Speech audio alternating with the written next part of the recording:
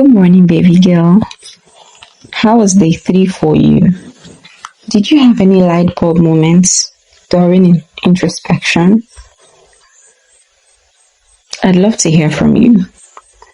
Today we'll be looking at identifying relationship patterns. Identifying patterns, why you keep getting your heart broken, why you keep going through cycles of heartbreaks. We all have patterns in relationships. While each relationship is different in many ways, it is important to recognize that you are the common factor in all your relationships. And so you can begin to mindfully notice your own patterns in relationships to gain a better understanding of yourself, knowing yourself in relation to someone you love, and how to avoid past relationship blunders in your current or future relationships. In order to identify these patterns or things we must have been doing that we don't know is resulting to the experiences we have in our relationship journey, we would be carrying out 2 exercises today to really identify these patterns, to know what we've been doing and what we've not been doing correctly.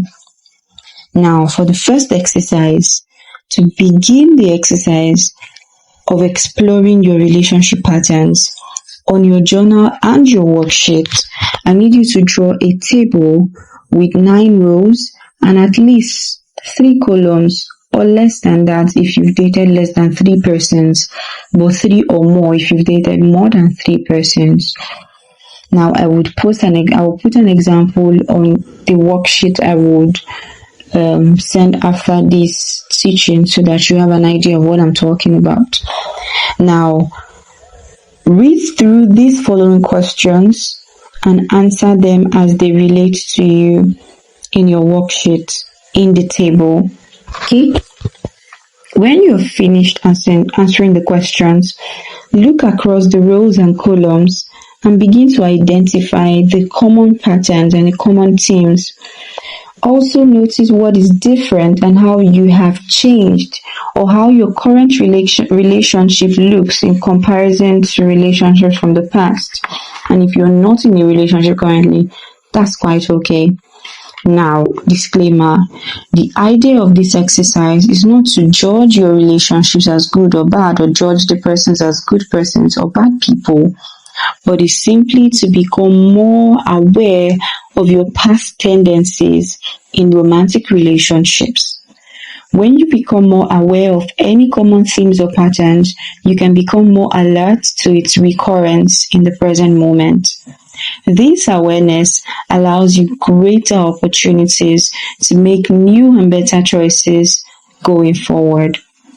Recognize that no matter what your patterns have been, nothing is set in stone. You have the opportunity to translate this self-knowledge into creating the type of relationship you value in this present moment. The first question: where and how did you meet? For the first person, you can state it. Probably in the church, probably in the mosque, probably at work, probably at the mall. Where and how did you meet?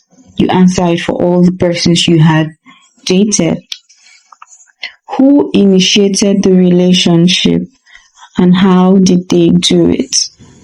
Did you ask the person out? Did they ask you out? Did you start off with exchanging numbers and after a while you just found yourself in the relationship, even though he didn't ask, you would just got into the situationship? What was your first impression of him when you saw him for the first time? What came to mind? What feature or quality first attracted you to this person? So it's great that you may see the person for the first time, like, okay, this person looks good, but after interacting with this person for a while, which of this person's qualities stood out for you that made you say, okay, this person is good enough to be in a relationship with? What was the best part of your relationship with that person? What didn't you like about this person? Don't tell me nothing, because there's nobody that's perfect. What didn't you like about this person? How long did the good part of your relationship last?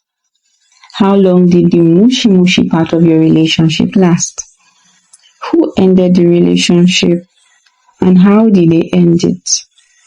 And why did they end the relationship? Finally, would you be willing to resume the relationship if you had the chance? Take some time to think on these questions and answer. And like I said, when you're done answering, look across the rows and columns and begin to identify your patterns. Exercise 2. I want you to answer the following questions on your journal and your worksheet. Why do you keep attracting the people you attract? Why do you keep having failed relationships? Is there a history of dysfunctional marriages around you? When you find yourself in negative situations, how do you respond to it? How do you see romantic relationships? Whenever you go into romantic relationships, what are your expectations? What do you believe about love and relationships? And what fuels your belief systems? What has been your confession about love?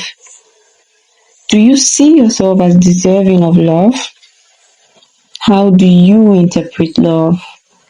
Do you know how to receive love? And do you know how to give love too?